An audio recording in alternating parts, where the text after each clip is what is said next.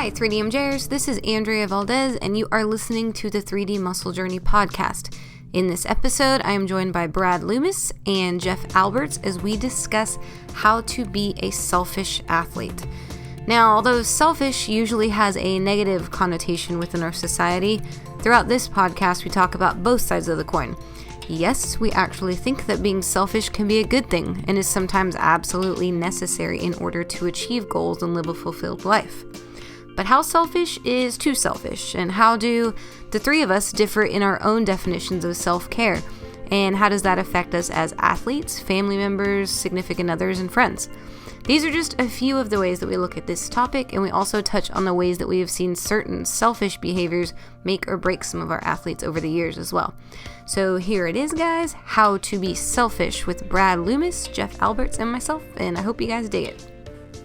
So since you were one of the people that helped us come up with this topic so quickly, Jeff, when we think selfish, what are things that you, like, just give me one, because I bet there's a billion, something that you did back, 10 years ago, that if you look at now, you're like, God, you were a selfish bastard during prep, or just as a bodybuilder. Yeah, just in general, putting bodybuilding ahead of life, people. Just like training came first, diet came first, everything came first. So basically it was just like bodybuilding was in the forefront, and then wife, work, the rest of the family was like behind it.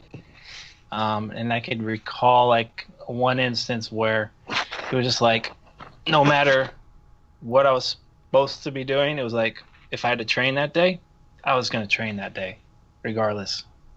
Okay. So that was like extreme being selfish. And do you think that there's a time and a place where that's not considered selfish? In hindsight, looking in hindsight, what I've experienced now. Yeah. Yeah, I think you have to be selfish in order to, like for me now, if I have to be selfish to make myself happy at times. Otherwise, if I'm not, if I'm always giving to others but not myself, then I can't help other people as well as I possibly could, because I wouldn't be in a happy spot. If that makes sense. Right. It does.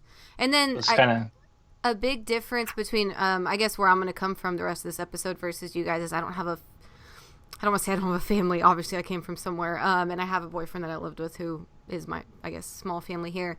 But you guys actually have wives and kids. And Brad, do you think that that's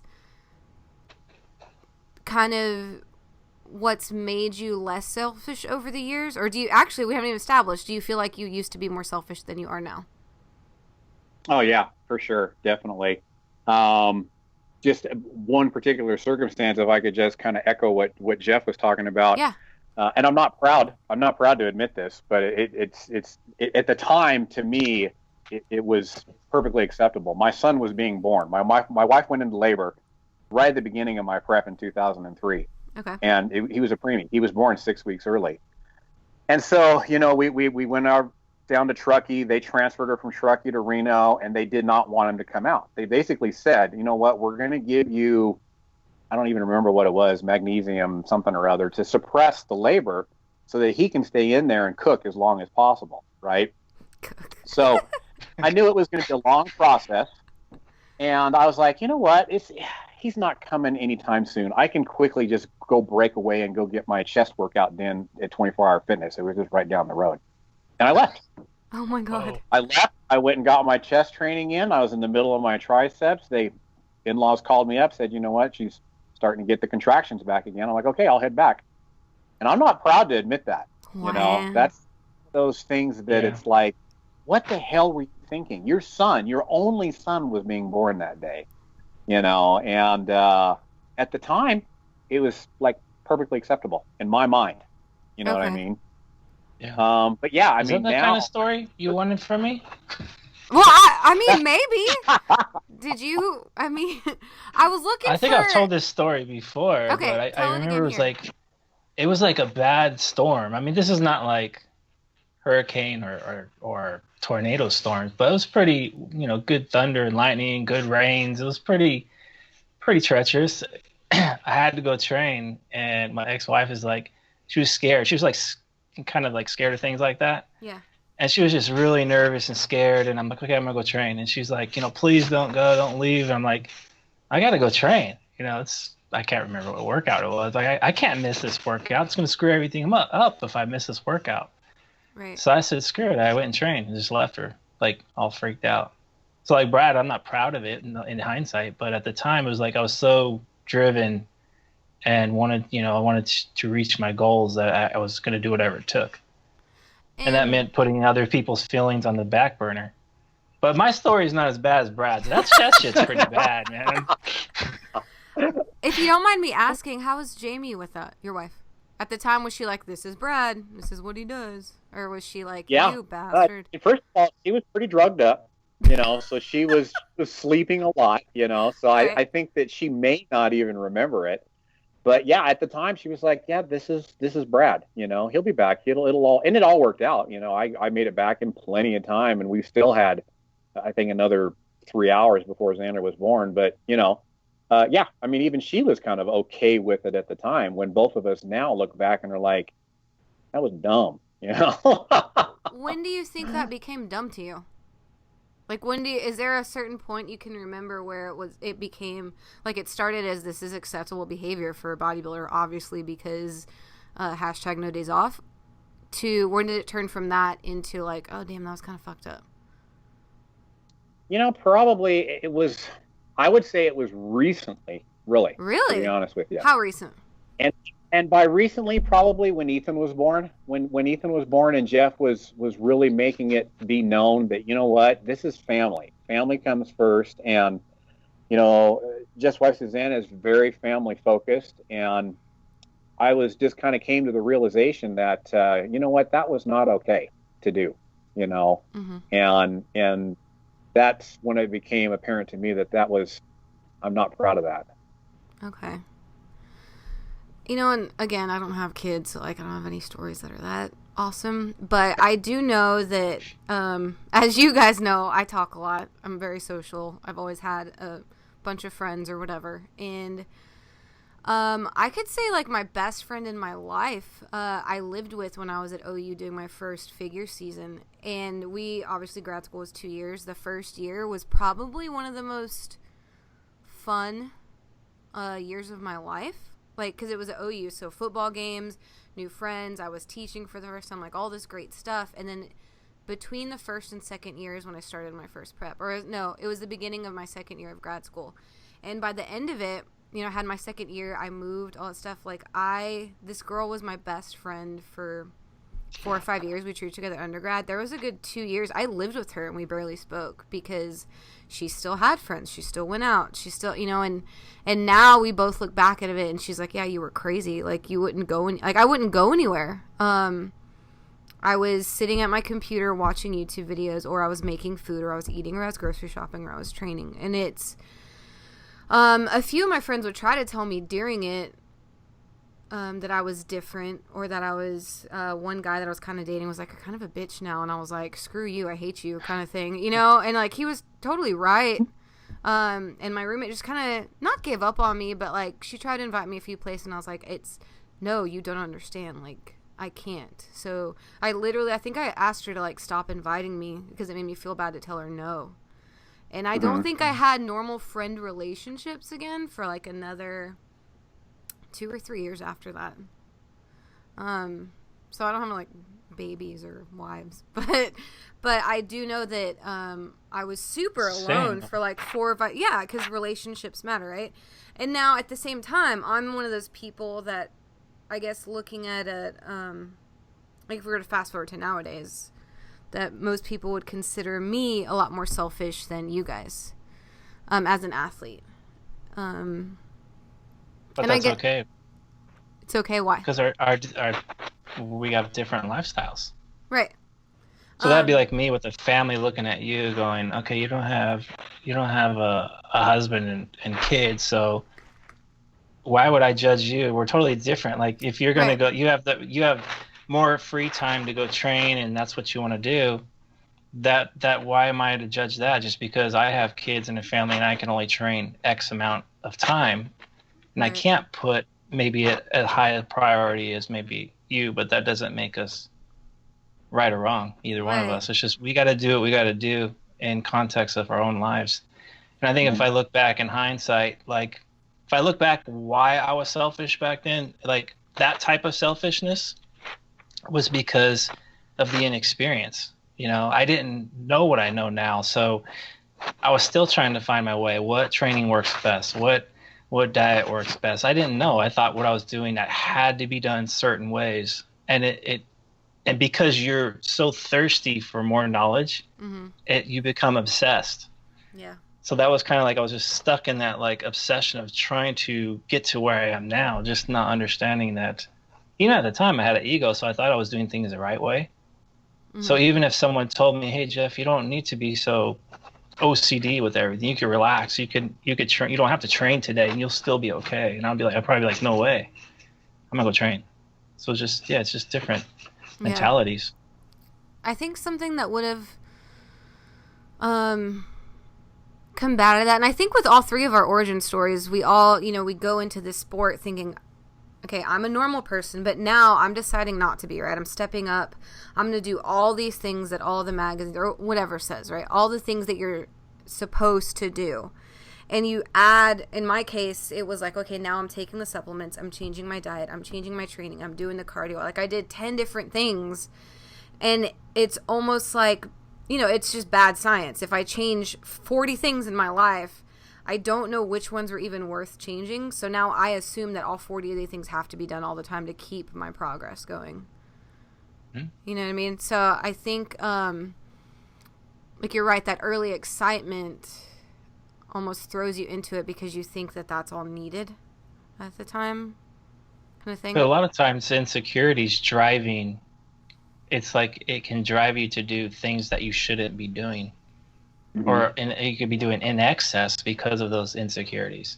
Like you hear it all the time with, oh, how much volume should I be doing? And the answer, they always think the answer is more.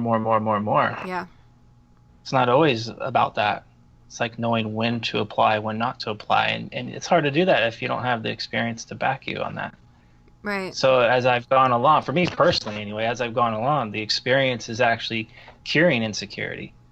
It's like right now with my prep, I'm like I'm not even stressed at all. And I'm not even feeling it. It's just because I kind of know what to expect now.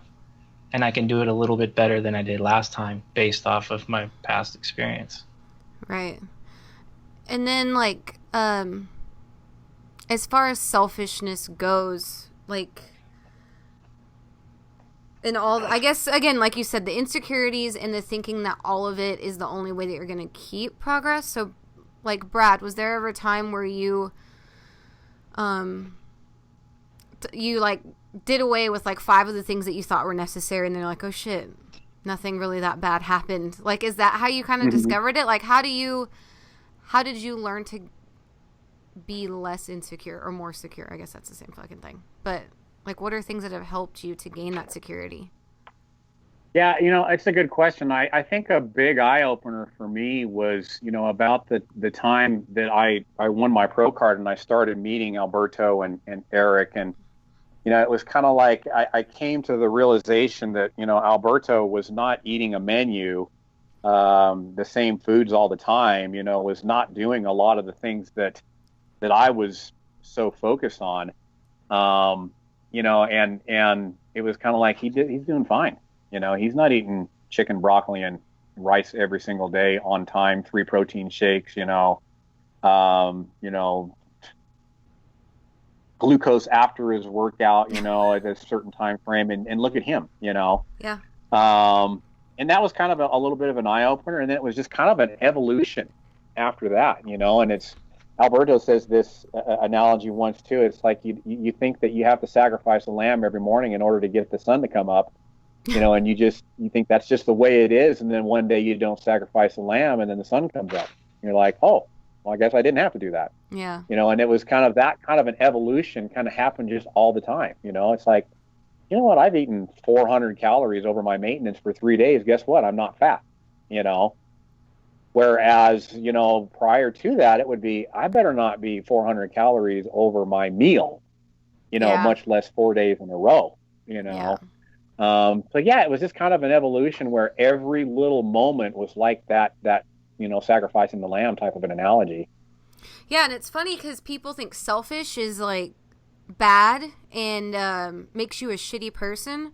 But I think the way that we've all described it is it's more from fear. It's not, you're not trying to take away from other people. You just don't want to lose what you've built, kind of thing.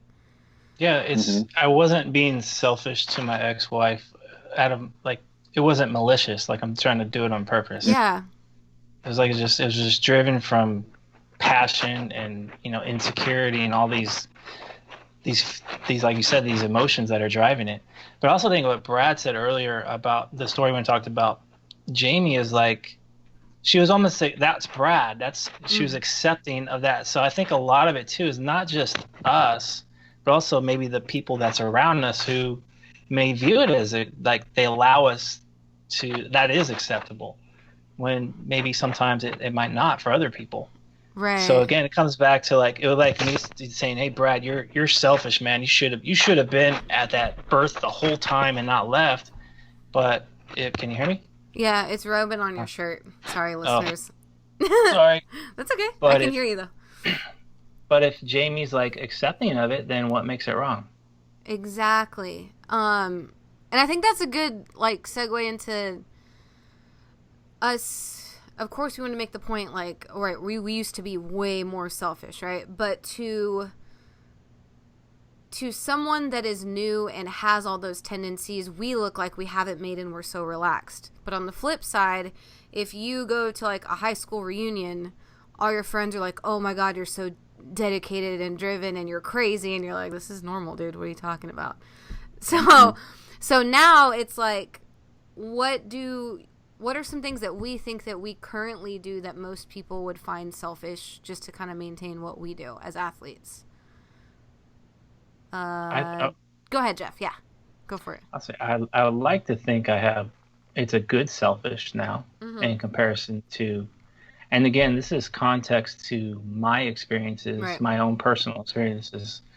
So obviously with the first wife, it was kind of a bad selfish because the sport came before her. Whereas now, if I'm selfish, like for example, I think it was last week, one of the days I told my wife now, I said, babe, I got to train. It's 7 or 8 o'clock at night. So we had done things during the day. I couldn't train at my normal time. And usually if it gets to 7 or 8 o'clock at night, I'm like, okay, I'm just done. There's no way I could train here. It's going to interrupt too much family stuff. I'll just do it the next day. But this prep, I'm like, no, I have to be somewhat selfish because I need to make myself happy. Because if I Right. don't train, then I do get a little bit of that antsiness that I used to have back in the day. So it was like the last prep, I was just like, let's just, I was trying, it was almost too much of the opposite. So now I'm like trying to find even a little bit more middle ground. So now if I train at 7 or 8, sure, it disrupts family, but it's only a day and she's okay with it.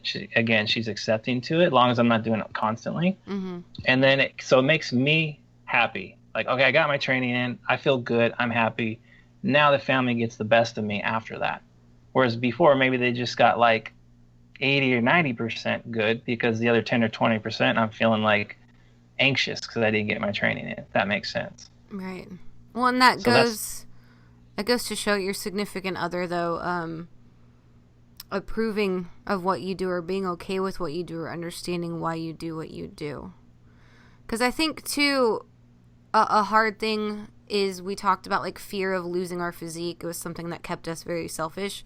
But also, what I think this kind of goes into the last episode we have where you get lean because the internet exists, right? All your friends and followers or whatever see you get lean, and then it's almost like, obviously you have more pictures and you have more likes and all this stuff, but I also wonder too if like you fear not having as much approval from external sources also, because it's not like you can have a talk with all your followers like, hey, I need to be happy so that I can continue to be of service yeah. to you guys. Whereas with your wife, you can say like, hey, if I can get this one day in, it'll make the rest of the week just flow a lot better. And she Yeah. understands Hmm. that. Yeah, I Yeah. think I'm definitely a lot more open now, like with what I need and want.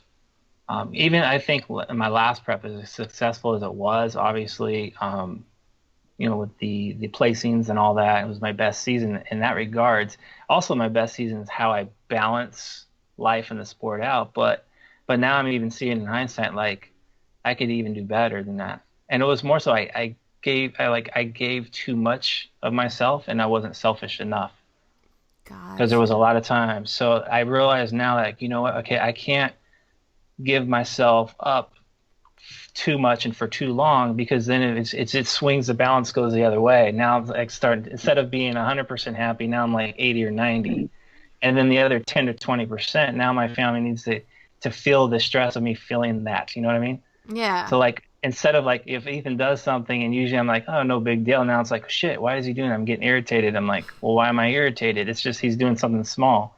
It's because I'm not putting myself first in some instances where you have to, in order to make Exactly. yourself happier, to make other people, help other people better. Right. Other Yeah, and than, it's go ahead, Brad. well, I was just going to say it's not only with family, but it's with work life as well. Mm-hmm. I knew, because like I can give an example of a good selfish, just like today. Today's the first day of school. I had to take Xander to school. I wasn't going to miss out on that. And I mean, I've got a bunch of work to do. I've got a lot of athletes that today's their check-in day, and I've got some emails that I need to get back to. And I could have stayed home and just knocked all that stuff out before our podcast here. But then I know that afterward, when I normally train, I got to go pick up Xander. I got to take him to Reno for football practice. I'm not going to be back until 9 o'clock at night. And I know that, if I don't train now, I'm going to have to train and do this client work kind of at the same time. My clients are going to suffer. They're probably going to hear every bit of negativity in my voice, whether I make them a YouTube video or I reply them in text. I had to just be selfish for not only my sake, but for the sake of my family and our clients. Because I know that when we get done doing this, I'll go get Xander. I'll take him to practice. Later on tonight, I'm going to be in such a better place because training is done, family is done, he'll be in bed. I can knock out all this work and all of it will be positive, and all of my clients will actually feel like, it's good that's coming to me and not coming from a negative place. Right. Absolutely. And it's just that old saying, I don't even know who said it first, but if you can't take care of yourself, you can't take care of anybody else. I love it. It's in my Twitter repeat, because I think I tweet that like once a week. But I believe in it, and then not just believe in that too, but I have to remind myself of that, because I know that I take a lot more care than the average human, even the average bodybuilder. More than you guys, But again, it's like, because I don't have, if I even had a dog, I'd probably be less selfish than just having Brandon to worry about. But you guys have wives and kids and their sports and their appointments and their school and all that. And do you ever, it's a personal question, you don't have to be like super upfront with it, but y'all ever kind of resent giving so much of your time away? There are moments where you're just like, shit, I wish I was single again, so I Yeah. didn't have all this responsibility. Yeah. Can I ask that? Yeah, it's just, like I said, yeah, I mean, Okay. I'll be honest. Yeah, it's like there's times where you're just like, fuck, I just want an hour just to sit on the couch and watch TV in peace by myself. Yeah. Because it's like, Brad too, I'm sure, it's like, just we have a lot of things on our plate. And almost like at times, like I have not only my family, like, because, pulling from me, like, okay, I got to meet their needs. But then I have a roster of athletes too that, like, you have to give them, they need their needs too. So it's like all day it's about, okay, in the morning I got to get the kids off to school, I got to get my wife off to work, and then it's like, okay, during the day I got client reports and Skypes, and then, after work I'm like, oh, I need to get my training in to get some like Jeff time here. And then again, it's like once the family comes back home, it's like, okay, now I'm giving myself up more. So by the time you're done with the day, you're just like, fuck. Yeah. I need a half hour to kind of just chill. So if you factor in, you're doing that day in and day out and day in and day out, that, it starts to wear on you. It's not because you don't love your family or you love your athletes or anything like that. It's just like you're human just like anybody else. So Mm-hmm. that's why for me it's important to find Jeff time. And I had a conversation with one of my athletes a year or two ago about this. He's super busy dude, business. He's a coach as well. Mm-hmm. And this guy was a workhorse. He'd take care of his athletes in all times during the day. Wife, she was like, they were trying to buy a new home, actually building a new home. So he was just like totally just consumed.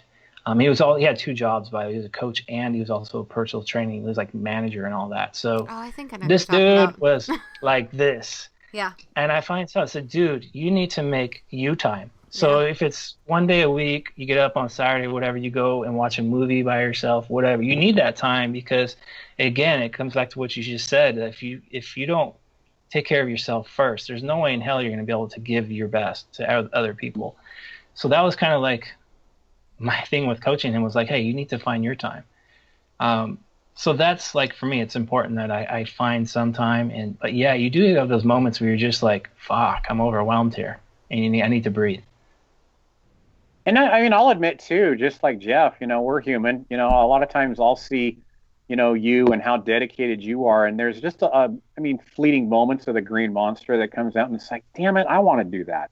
I want to get up in the morning and go train first thing and be there for like 2 or 3 hours and just, and then come home and just client work, appointments, et cetera, et cetera. But they're very fleeting. They're very fleeting because at the same time, while I do have those moments, really, I'm not jealous of you at all, Andrea, because I mean, this last weekend, the old Brad would have probably ran out, took Xander to football, watched one game and then maybe left and got his training done. Because it was kind of stressful trying to get my training done. I did have to kind of make some me time to get it done. And then I would have missed those 2 games and I'd have been okay with it. But yet at the same time, the new Brad got to see all 3 games and I got to see my son absolutely kick ass on the field and turn into, I mean, I'm kind of getting a little bit teary-eyed here, Aww. but his body, I got to see firsthand his body catch up to his heart. You know what I mean? He has always played with just so much heart, and the old Brad would have missed that. And when things like that happen and I get to witness things like that, it's like, wow, Andrea, you keep going, girl. You're fine, and I'm not the slightest bit jealous, Yeah. And it all worked out fine. I got most of my training done last night. I finished up what we didn't get done this morning. I'm right back on track again. So yeah, there's fleeting moments, but would I trade places with you? No, not at all. See, and I feel bad because I feel the same way. But to me, it makes me feel bad because I can't.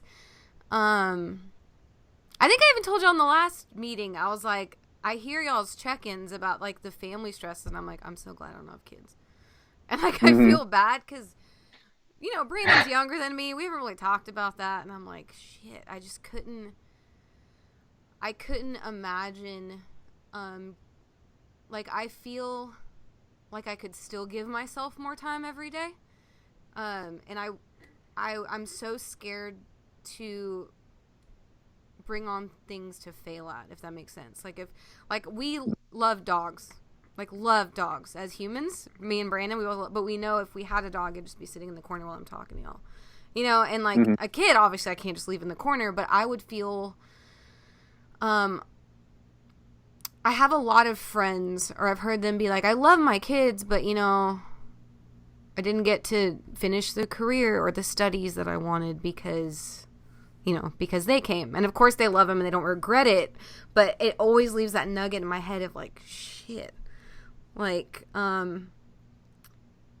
if I have to cut my second workout short to do a extra client report or a Skype, I'm like, feel a little bit uneasy.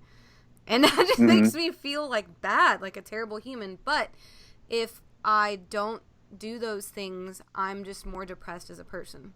Like if I don't take care of my athletic responsibilities, everything crumbles. And I don't know if I don't think I'm proud of it. I don't really like it, but I know that it is true to me.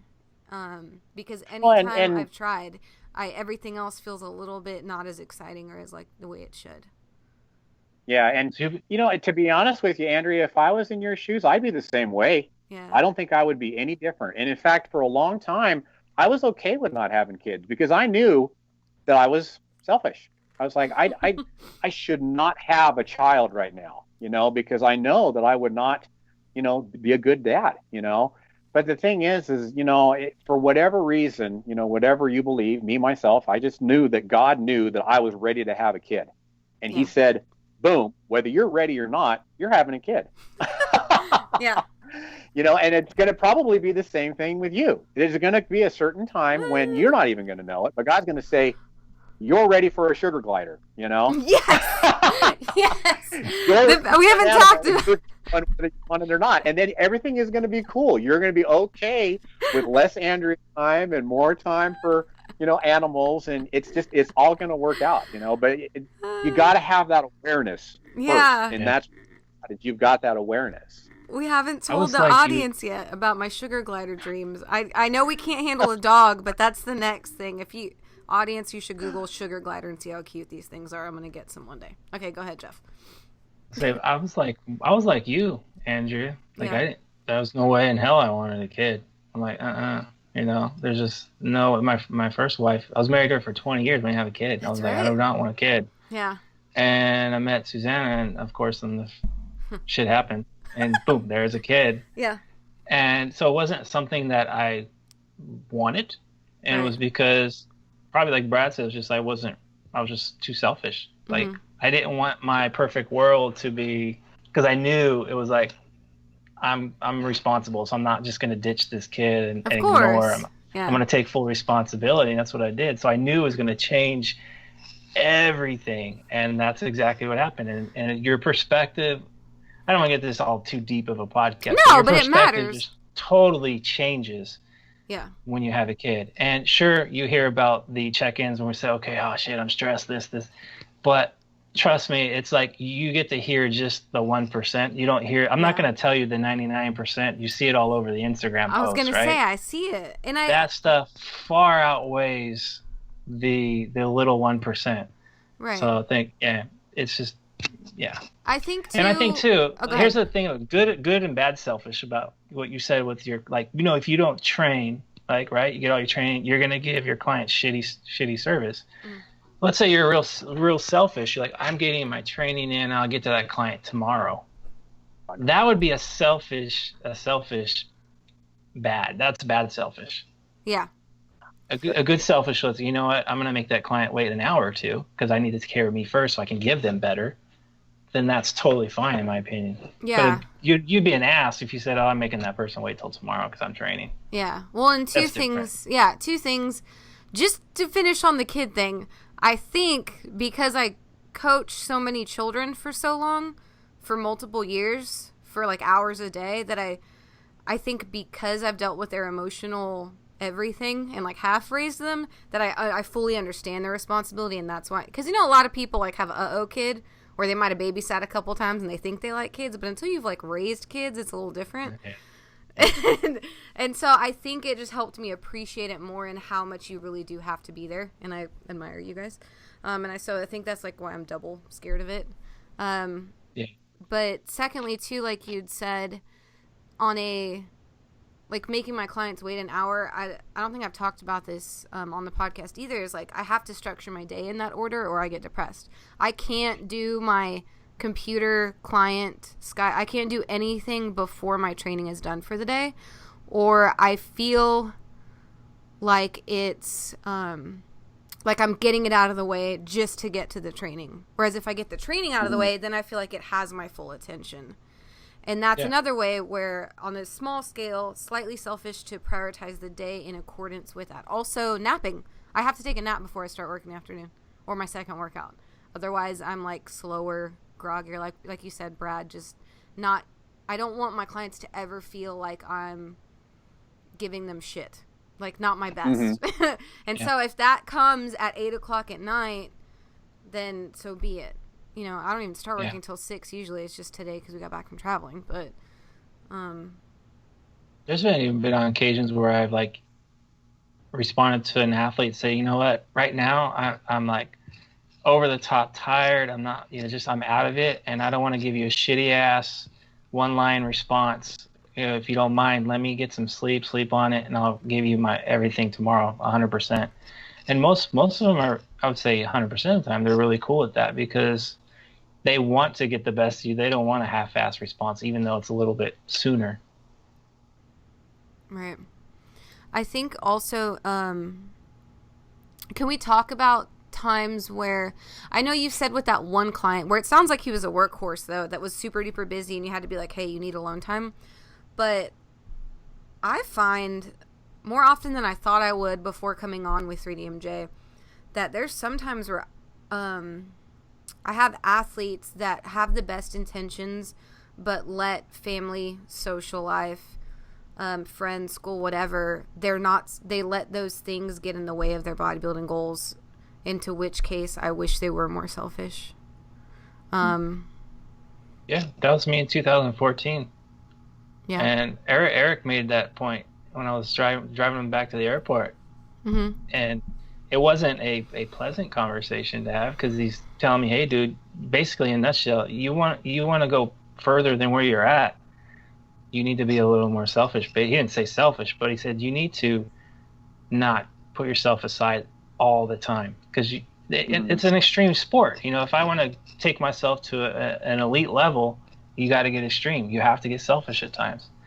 And then when he looked at my 2014 prep, you know, prior to that, where I took 4 months off of training because Ethan was coming into the world, I thought that's what I had to do. Okay, I got to stop training because I got to put my priorities as setting up this new family and all that. So I didn't train.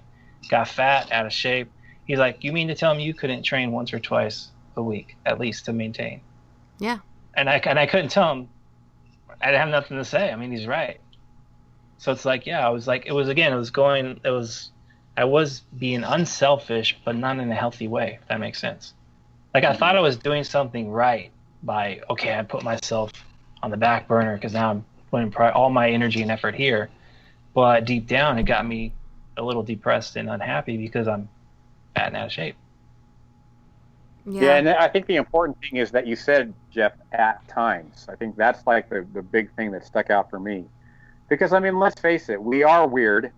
We do like to have that pressure on us that says we have to do things this way. You know, I mean, there's times when I just kind of miss that. When I just kind of like, okay, you know what? I'm sorry, but I can't go out to eat. I cannot have that food. You know, at this point in time, I need to stay home, weigh my food. I can't have cookies and cream ice cream because I don't know how many cookies are in it. You know, there's times when you have to do that, you know, and I think the big thing that people misconstrue is that it does not have to be like that 24 hours a day, 7 days a week, you know, year after year. Yeah. It doesn't have to be that way. There's times when it has to be that way, and it's like I always use that pendulum, you know, of one extreme or the other. But when that has to happen, you know, you don't try to bury it. You communicate it. You know, you communicate it to your spouse, your family, your friends. It happens all the time in real life when, you know, you're starting a new job. Hey, you know what? I can't go out to dinner this weekend. I got to work. You know, I got to get trained. I got to do that. How many college students are out there that are like, I can't go party. I got a test that I got to prepare for. It's finals. You know what I mean? Are they going to go out and do their thing and then squeeze in a little bit of time and go into their test half-assed, half-prepared? I'm sure there's some that are out there, but not the ones that are like us.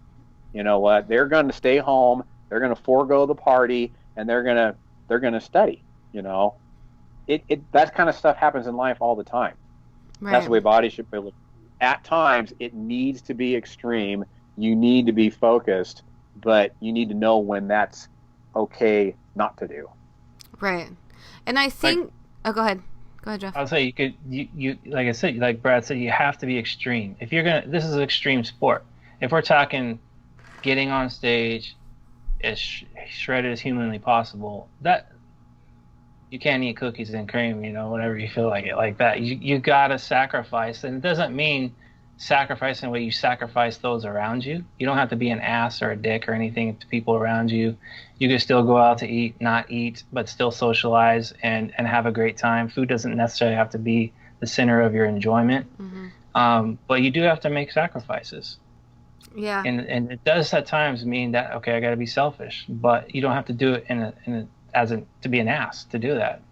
And I think people lose that, right? Like you said, you have to make sacrifices, but then in the same sentence as you have to be selfish. And I feel like sometimes people get into this sport, especially their first time around, and they think that me not going out to eat is like a punishment, when it's like, no, that's a sacrifice for you to get what you want. And it's weird to me that and again, I'm going to be honest, there's a lot of things that I've learned in the last year of being a 3DMJ coach that I thought were didn't need to be said. Like, I would think like, okay, you want to prep? Well, then binging might never, or if rarely, happen. But it's far more common, and complaining happens a lot more often than that. And I'm not like trying to be shitty or judgy. It's just because of where I come from. You know, when Berto's like, all right, you're going to have to go, we're dropping 30 carbs this week. I know you're starving, but we have to go there. I'm like, okay, because that's what I chose. Whereas some people like will try to bargain with me, and I'm like, what do you mean? You said you wanted this, you know?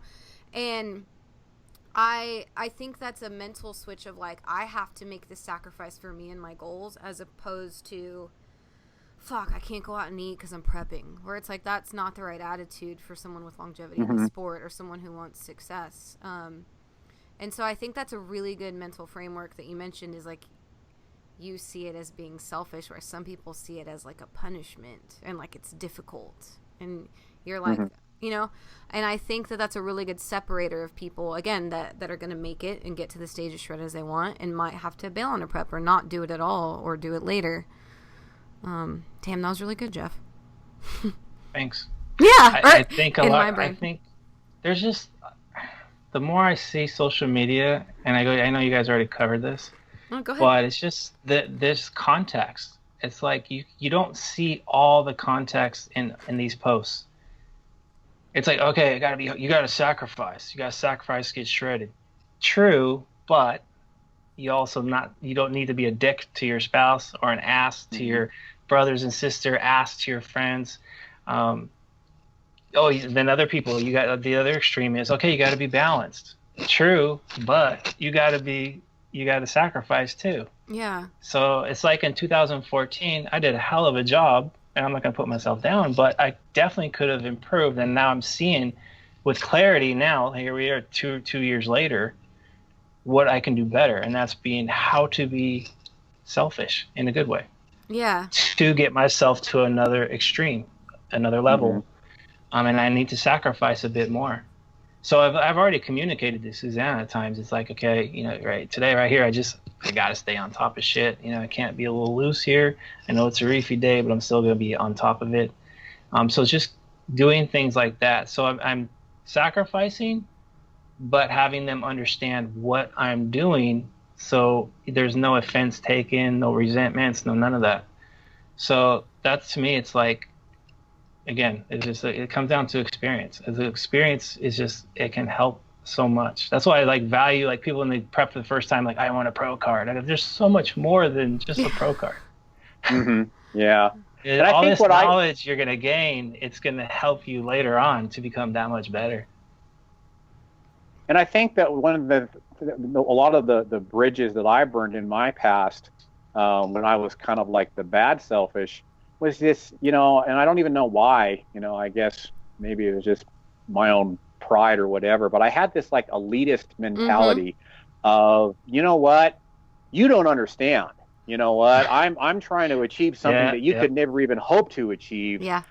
Get the hell away from me, because I need, you know, to do my training. I can't go out with you because you don't understand. You know, that food is it's gonna derail me. You know, and so then of course I burn in all these bridges with my loved ones. You know, and that's that bad selfish. Whereas if I would have just said, you know what, you guys, I would love to go out with you, or you know what, I'm gonna go ahead and go out with you, but I'm sorry, I'm just gonna have a Diet Coke. You know, and nothing personal. This is my own thing. Sometimes I don't even have to communicate that. You know, sometimes it's just a matter of, guys, let's just go out and have fun. I'm not hungry. I'm just going to have Diet Coke if that's okay. You know, did you not go out to eat with people? Like, did you purposely stay home, Brad? During past preps? Yeah, like back in the day. Oh, yeah. 'Cause I remember. Oh, yeah. Now you just said, For I sure. remember doing that. It was my ex. I think her grandparents were visiting from Florida, and they all wanted to go like out to eat. And I was like, no, I don't want to put myself in that situation. I don't want to be in front of the food, so I stayed home.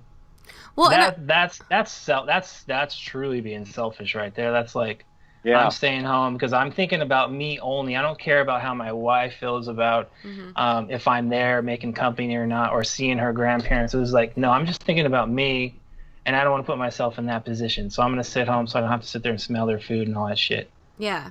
To me, Yeah. that's a terrible. I'm not proud of that. That's a terrible. Well, selfish.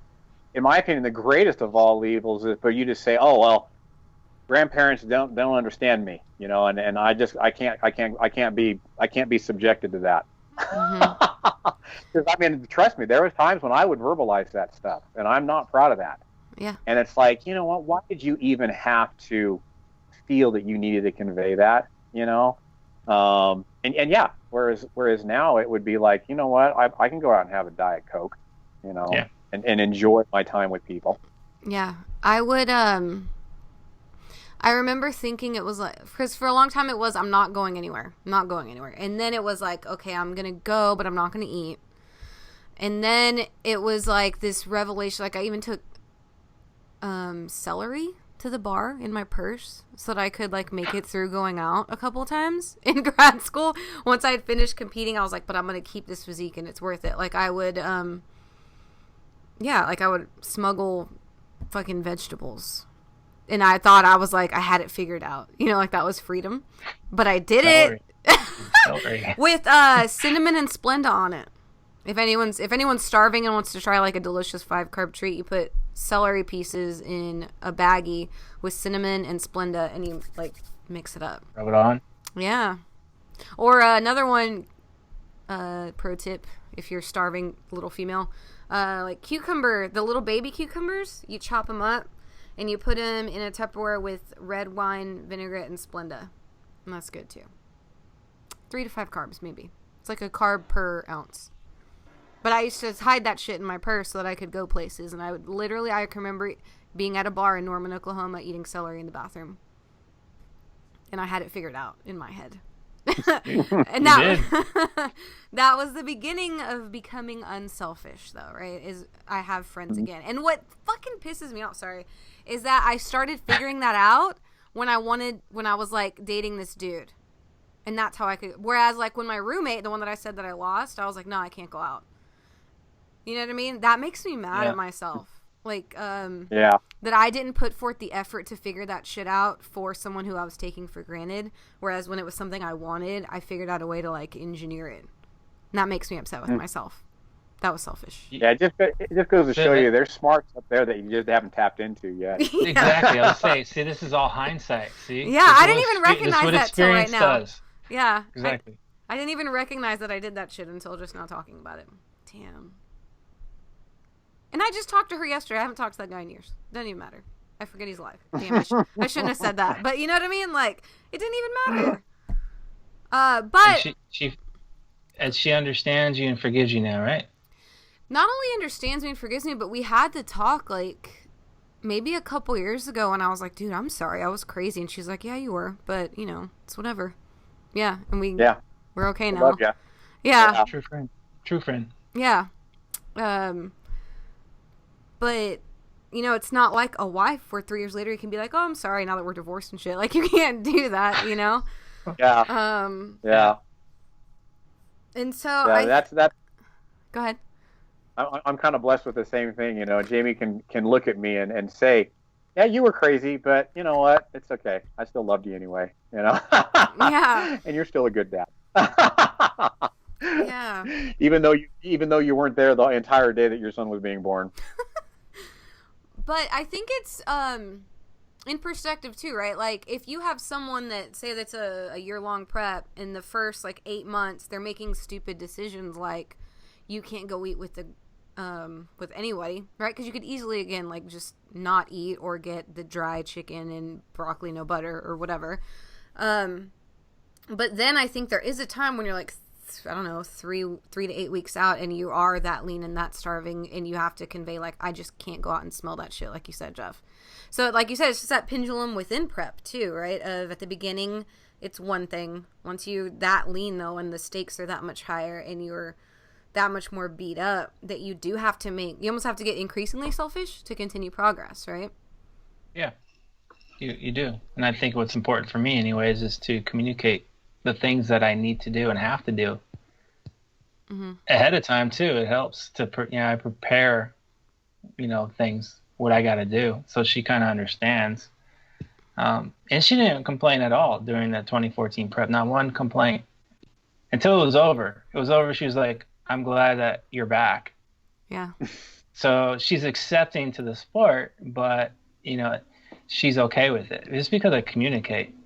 Yeah. But, I mean, could you imagine if I didn't communicate any of this stuff? Yeah. Like, if I would have known what I know now and go back 20 years with the first wife and said, okay, I'm prepping, this is what it's going to entail. At this point in time, I probably have to do these things. I might be able to balance things out a little bit here, but like you said, maybe 3 weeks, 8 weeks out or whatever, I got to tighten it down.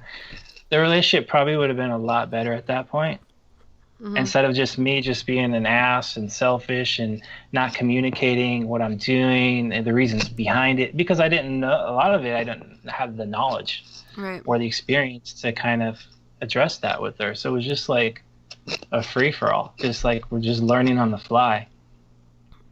Yeah. Yeah. So, and it's funny because it just now occurred to me that, there's kind of the reverse side of the selfish, coin as well, is like, those that are accepting of who we are and what we do, they could be a lot more selfish in a negative way as well. Like, for example, last night, one of our little nightly rituals is that we, Sunday night, we sit down and we watch, either The Walking Dead or we watch Fear of the Walking Dead. And last night was one of those nights. And, Jamie was like, we're going to sit down and watch the Fear of the Walking Dead. And I was like, gosh, babe, you know what? I'd love to. But I got to get at least some of my training done. It's been a busy weekend. Let me at least get X and X done, and then maybe I can do X and X in there, with you while we're watching together. She could have been super selfish, and she could have just said, okay, fine, and then gave me the silent treatment all night. Yeah. But at the same time, she wasn't. She was very understanding. She went in there and watched her programs that she, watches that I don't like to watch, and then when I was all done, put on Fear of the Walking Dead. During the commercials, I'd either fast forward or I'd do a set of split squats or whatever. She was okay with it. We were in there together, watching our show, talking about it, doing our weird, Walking Dead fan stuff. Yeah.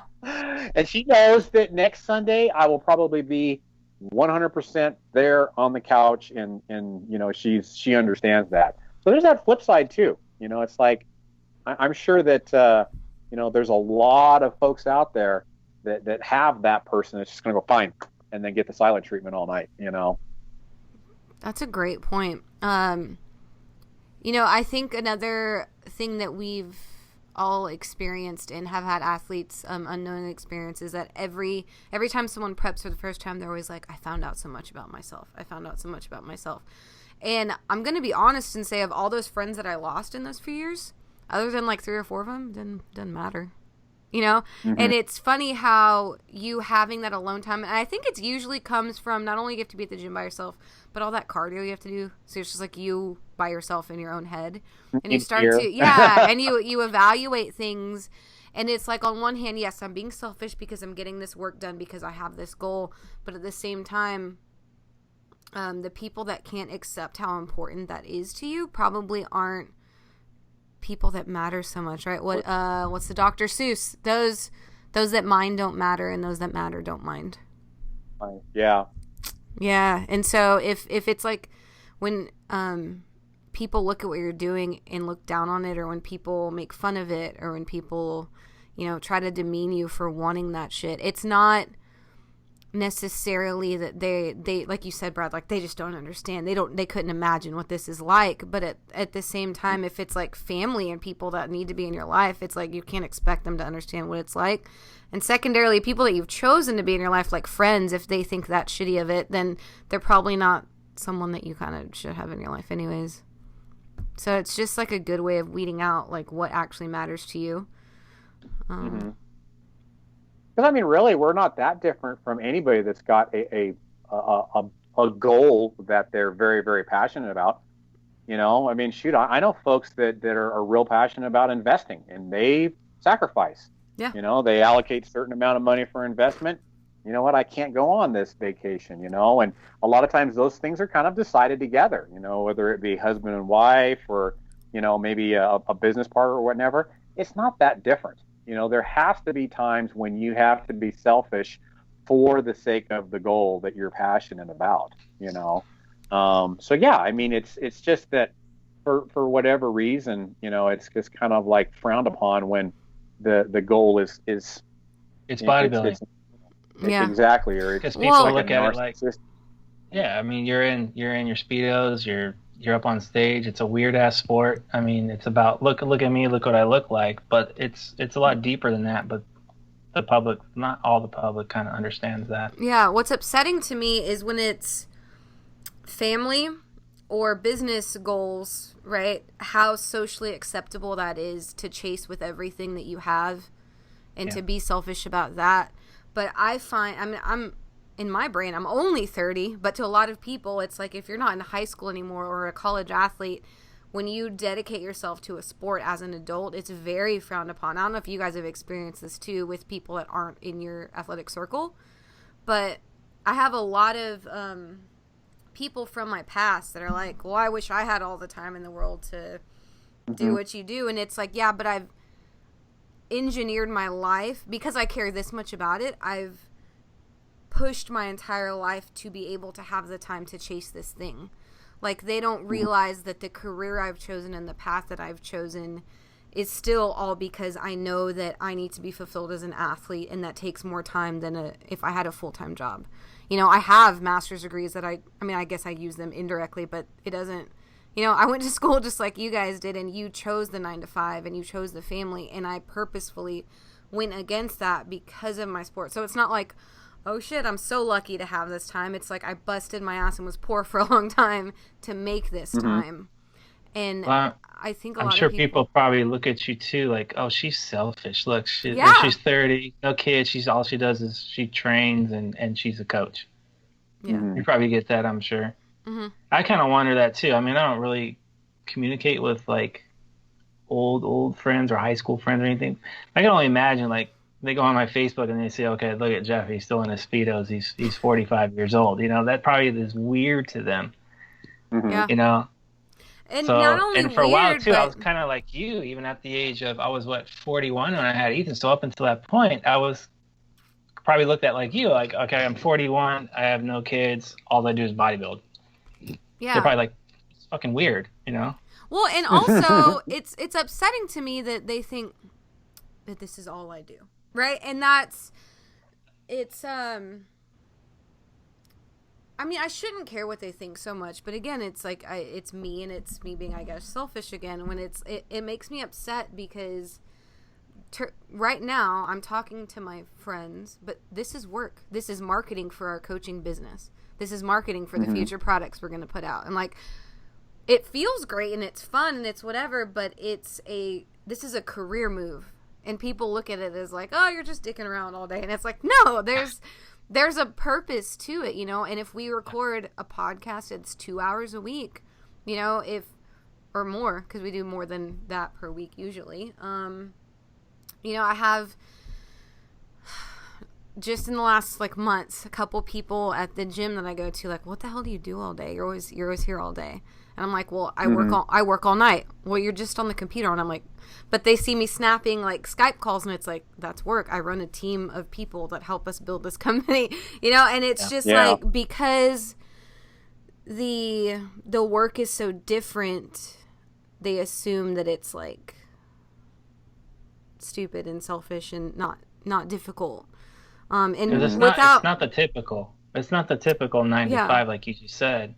Yeah, I did the typical not in 95. It was 6 to 3, but same thing. Yeah. And for me, I did that for 16 years. Yeah. So, more than that, like close to 20. And I did the 3-hour commute and all that. And I could say that, and that was when I was selfish. Like to me, I look back, Yeah. oh my God, that was being really selfish, and I wasn't happy. Right. Mm-hmm. And I think that that's a damn good point, is when you're saying I was selfish and unhappy. Like, any time that I've had full-time anything, I am not as happy of a person, like, at all, unless it's like Yeah. athletic shit. I'm just not. Mm-hmm. No matter what the work is, I can't even do this full-time as much fun as it is, because it's a lot of energy, like, you know. Yeah. And I Yeah. think, And too, like you said, it's self-awareness, right, Brad? I mean, knowing what you need to operate. exactly. And it all kind of boils down to a good kind of selfish that leads to happiness, for lack of a better term. I mean, there's a flip side of that happiness thing too. It's like, well, it's kind of hard to explain. It's hard for me to put in words, but it's like I wish people had more good selfish moments in their lives, and that they did those things that made them happy. You know what I mean? Because a lot of times, and gosh, it's getting more prevalent where people are so worried about the bad part of being selfish that they're giving of all their time, family, jobs, Sleep. Yeah. extracurricular Right. activities, and then sometimes it ends up taking away from sleep, even to where they are so unhappy that we hear about it all the time.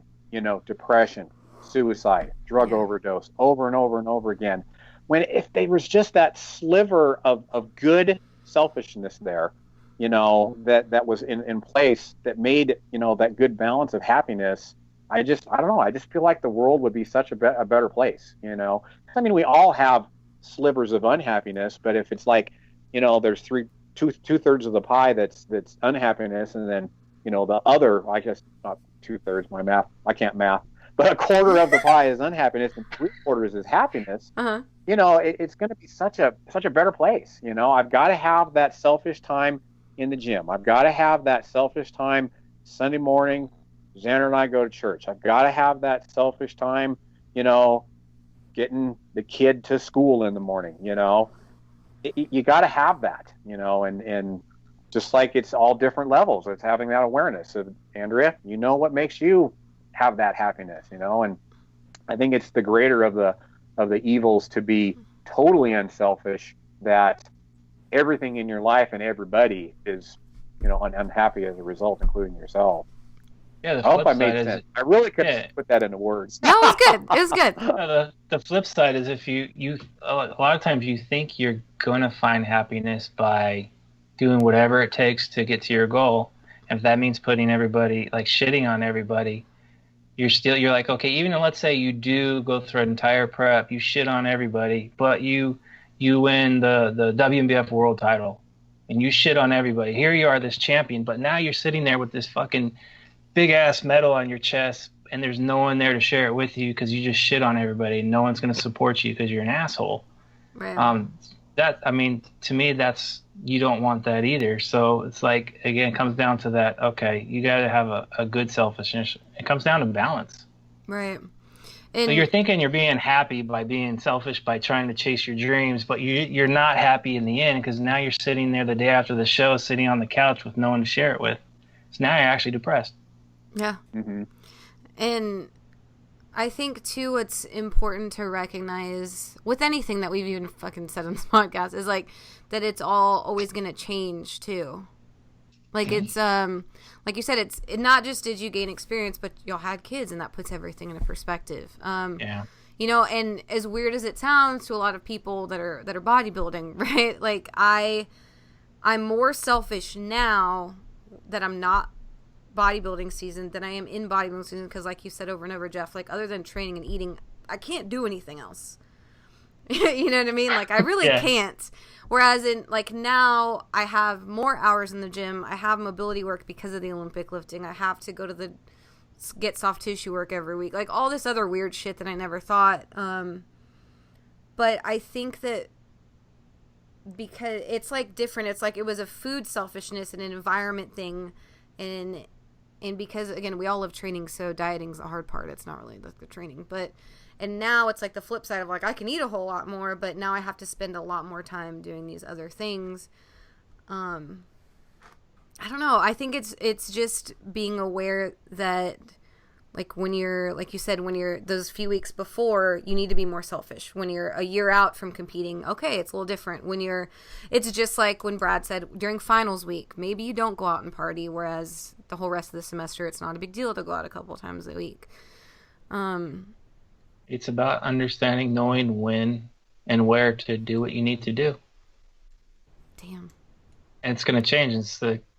And again, there's just so much context there.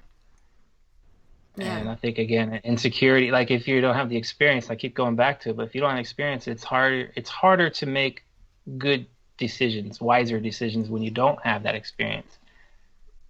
You may do the things the right way. You might, oh shit, I stumbled upon it, it worked. But then there might be times where you're just like, that didn't work, that sucked. Mm-hmm. But then you know the next time. So yeah, I think that brings up something else too. I swear I'm almost done because I know we have to go soon. But is that because you just made me think of it, Jeff, is the perceived selfishness versus what actually is selfish based on your personal values, right? So like we all started our bodybuilding careers on our own, learning, reading, researching, being obsessed, blah, blah, blah, blah. Whereas once I spent the money to hire a coach and I was saving all that time and brain space, now I'm more free to do work, to train with a clear head, to have better relationships. And I think that that's another thing too, is like people, the value that you put on something is different for everybody. And for me, even though I wasn't making a lot of money when I hired Bert the first time, it was like that money was worth it to have a clear enough head to be able to work and build what I needed to do to be a better athlete and to train with a clear head and not question it and rewrite my training program every other fucking week, because I used to do that the first time around, you know. And so I think that that's another thing where people are like, just do it yourself. You don't need to pay money to hire a coach. And it's like, but it makes me better at everything else if I fork over that like couple $100 a month or whatever it is. Yeah, because like if you get a good coach or a mentor, and they can put you on the right path, like they may not, like someone might use me as a coach, for example. They might need me for a month. They might need me for 2 years. But because everybody's situation is different. But I think, you know, if you can help someone on the right path and they're able to see clarity and then make their own decisions based on what they need, they're going to be able to evolve better independently.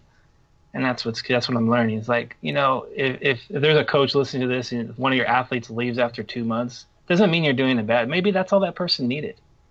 Maybe you gave them what they needed in 2 months' time. You know, maybe they only needed one thing from you and not 10 things. So, like, you know, I could say, yeah, I'm not the science guy. Maybe I couldn't explain to this person how the body X, Y, and Z works. But if I just put them on the right path, then that's all they need. And sometimes all they need is like, yep, that was the right thing to do. Like, literally just assurance. Reassurance. Yeah. Sometimes that's all that they need to be like, oh, okay, I'm good. A lot of the times with me personally, I just have to call one of you guys or talk to Brandon, as y'all know. I just have to talk to someone for like an hour and I get the clarity that I need, whether I knew the answer or not, just someone being like, that sounds like a good idea, or that's terrible. Why do you want to do that? So yeah, I think that that's a good call when people are like, why would you, I've been asked, like, why would y'all do Skype calls? I'm like, well, we do programming. And then people are like, well, what if I already have my own program? It's like, well, either one, you don't need a coach, or two, you just need to talk about it, or just have reassurance, like you said. Yeah. Go ahead, Brad. Well, I was just going to say, just think of all of the I guess the free information that happens, you know, during a Skype call. You know, I mean, sure, we provide this fantastic looking spreadsheet with everything, but, you know, like, I can't even remember when it was. It was quite a while ago. You know, we finished up a Skype call and the follow-up email basically said, you know what, this spreadsheet is great, you know, but at the same time, just hearing you talk about X, Y, Z, this, and this, and us bouncing things off back and forth, that was all information that I was not expecting and was more valuable than the spreadsheet that you provided. That's the kind of thing that is intangible, that you can't put a price tag on, that you can't even know ahead of time what you're going to get when you get, real-time coaching like that. And that's kind of one of those good selfish things where it's like, think of your dollar, that you're spending, that you of course could spend for, whatever, food or, whatever. But yet maybe if you allocate things just a little bit, that dollar that you're spending, that's that good selfishness, you don't even know what you're going to end up getting with that. You know what I mean? And you got to kind of have that little bit of selfishness in order to learn about those kind of intangible things that you are going to get. Yeah. Damn right. Anything else that we need to say before we go? I say we could probably wrap it up with you have to be selfish to make yourself happy so you could better serve other people, and not so you're not selfish so you don't shit on people. Yeah. Is that good enough? That is good. I said, how many times did I say shit? I think Steve, I should give that job to Steve. How many times I said shit or shitty? I think that's a good one. All right. We will end there. Oh, if y'all are watching this on YouTube, they should totally leave comments on this video because we haven't had as many. Yeah, someone please count up how many times I said shit or shitty. That's 2 more times, by the way. I put it in the comments. Yeah, because they do the episode, they listen to them, but you can't do direct comments per episode on iTunes or Stitcher, but you can on YouTube's. And people just keep doing it on the Instagrams. Do they do that to y'all too? They tell me about how much you like it on Instagram. I'm like, leave it under the video. So if y'all could do that, that would be awesome. Tell us ways that you guys are selfish.